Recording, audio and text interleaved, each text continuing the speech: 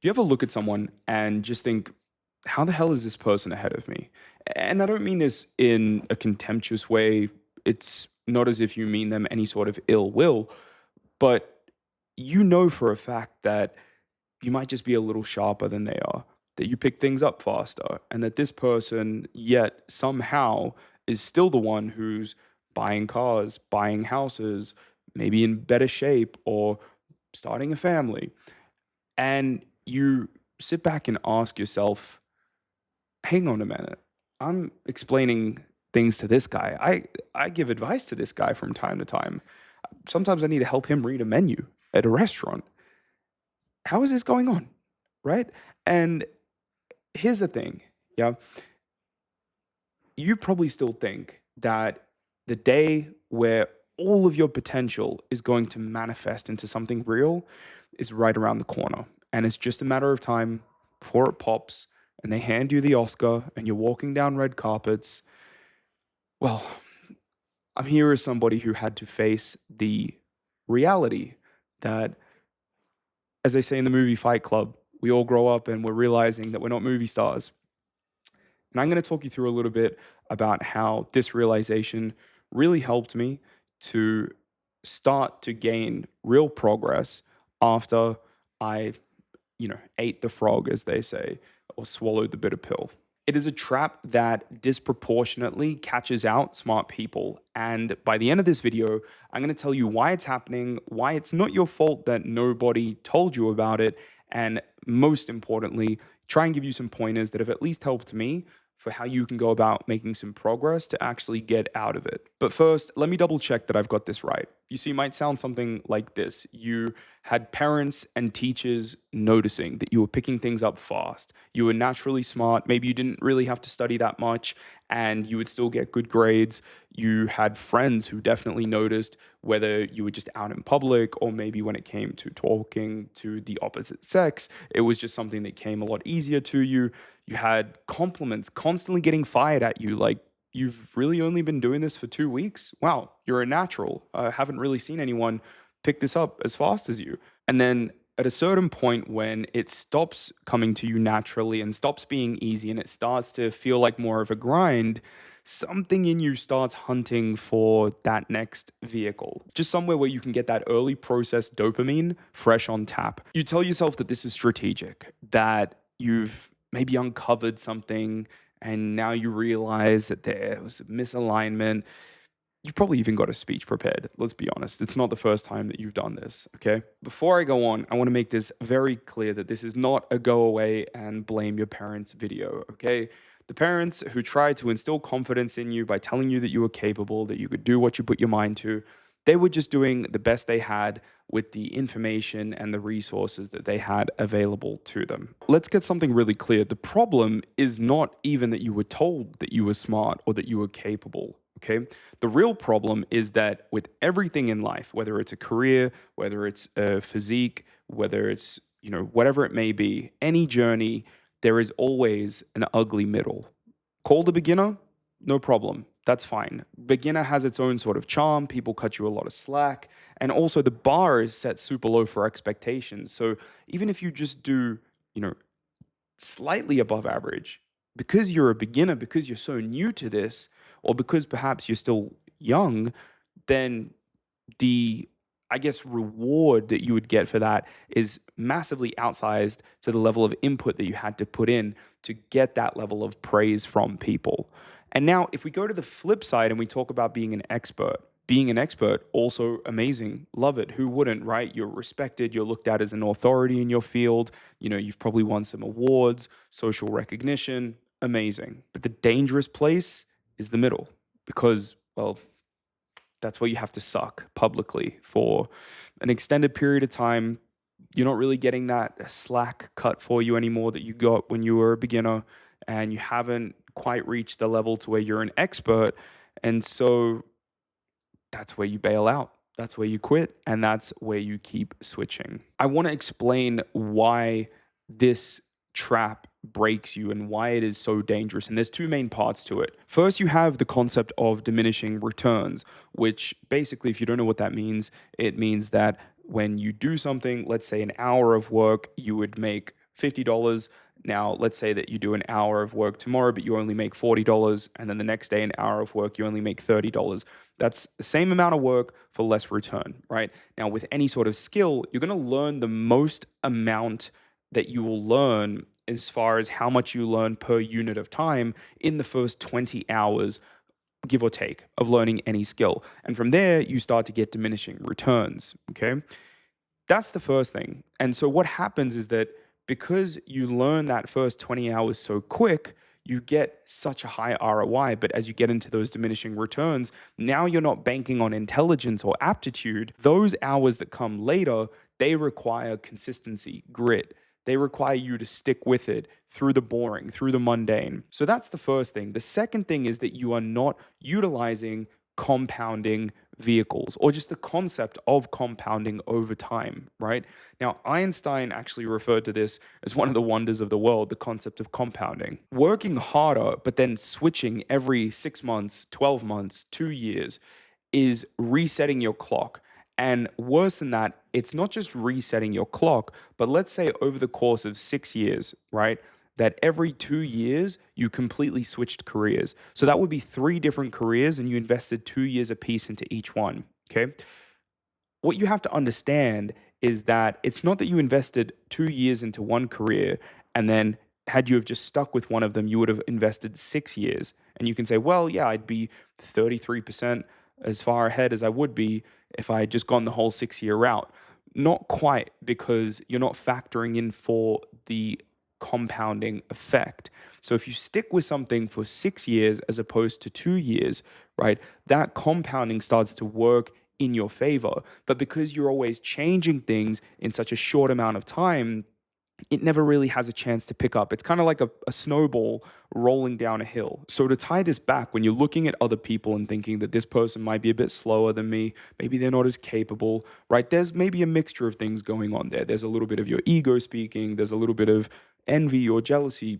We're not here to judge, okay? This is a safe space. You're in a safe place, right? But what's happening when you're seeing this person having a better business, a better lifestyle, better financial situation, and you're thinking to yourself, oh, well, I just can't figure out what it is. All of the things that you think were their disadvantage, maybe their slowness or their ability to not, think as deeply as you, those were the things that allowed them to just stick with the mundane. Whereas for you, right, you had a brain that was fast enough that allowed you to take in more information, which created more chaos, which created more variables to consider. And ultimately, that is what allowed you to stall, to chop and change, to not be certain, while those guys just kept trudging along and just kept going, right? The smart ones think that they're being selective, when in oftentimes you're just quitting with better vocabulary.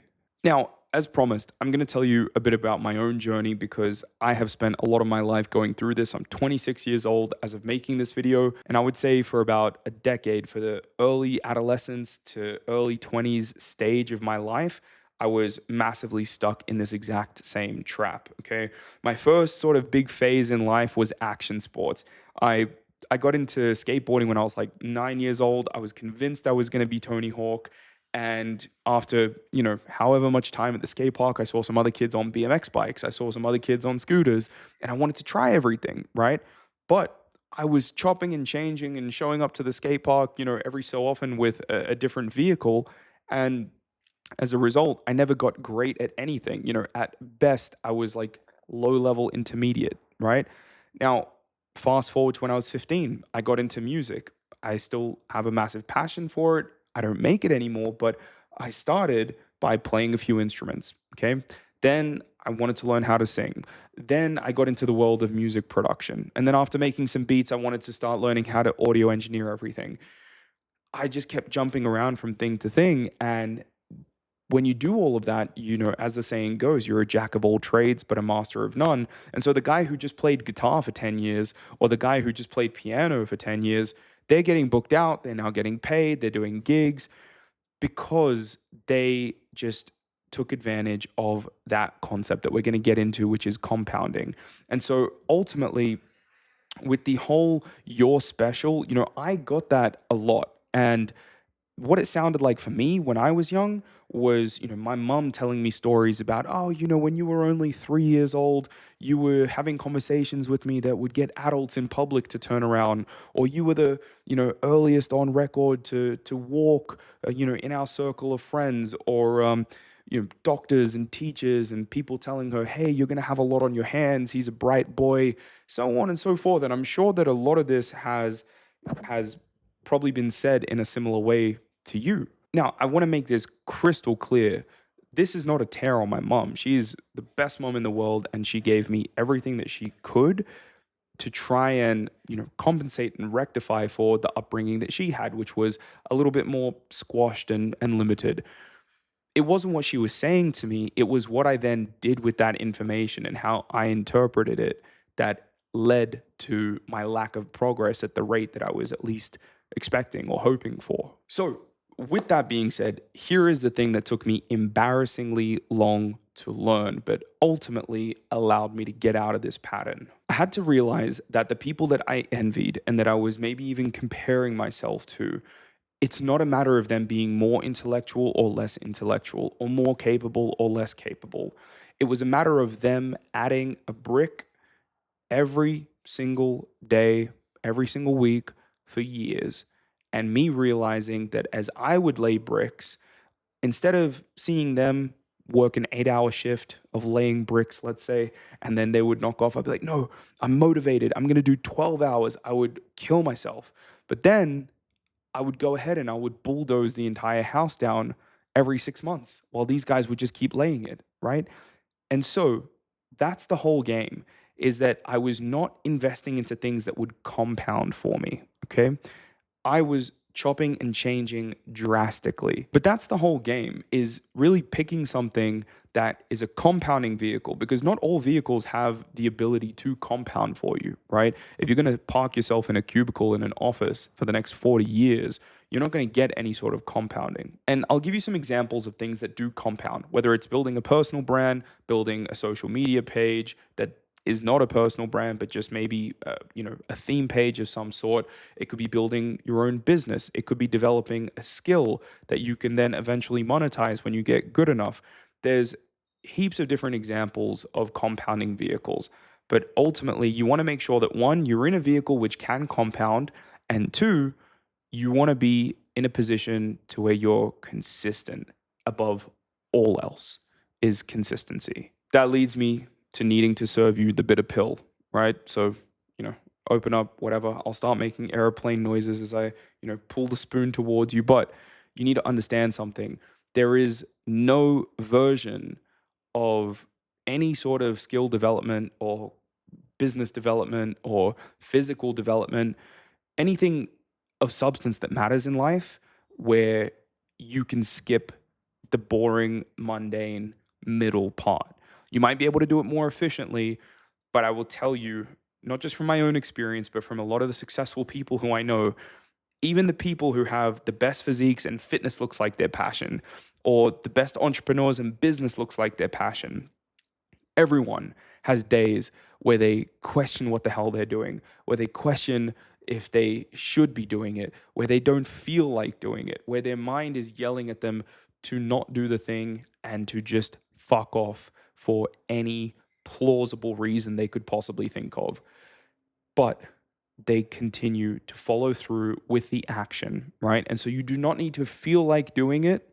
Your mind does not need to be telling you that it's the right thing in order for you to do the necessary actions, but you cannot skip it. And I'm sorry, there is no silver bullet. And anybody who is trying to sell you one or tell you that they have that figured out, quite frankly, I think they're full of shit.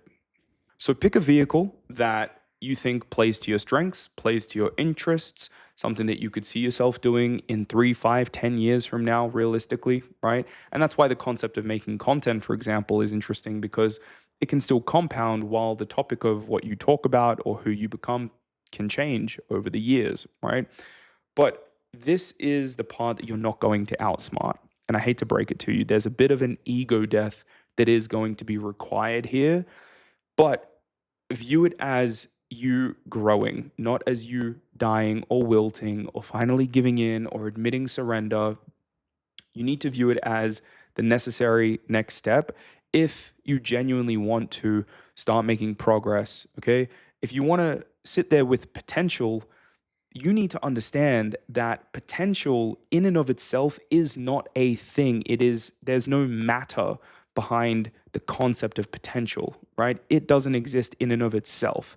And it's something that as you get older, as you get to, I'm now past the halfway mark of my 20s, as you're going to get towards 30 and maybe you're already in your 30s, nobody's going to credit you for having potential anymore at that stage in life. So whether you like it or not, that's not something that you can actually hold on to. So the sooner that you can come to terms with this, and believe me, I wish that I came to terms with it at a much younger age than I have, the sooner that you are going to manifest real results, real credibility, real competency.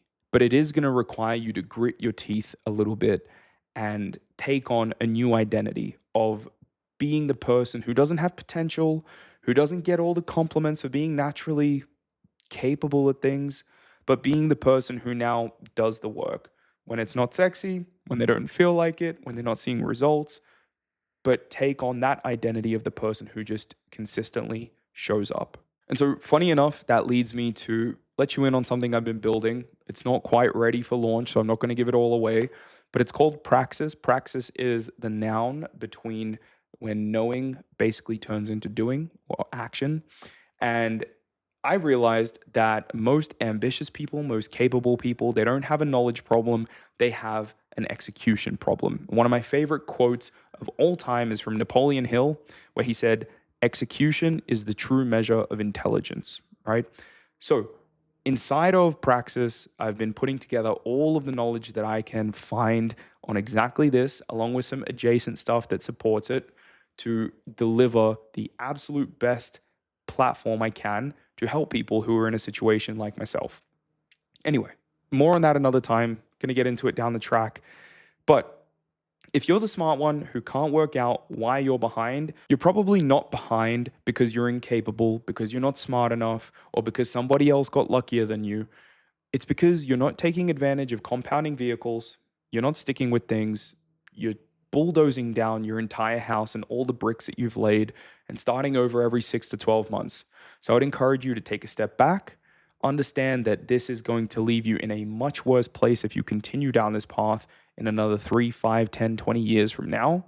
And so the sooner that you can take on the new identity of somebody who is consistent and who does things even when they don't feel like doing them for the sake of getting material outcomes as opposed to trying to get the quick win, the sooner that you're going to actually be able to look at a fully built house that you can be proud of.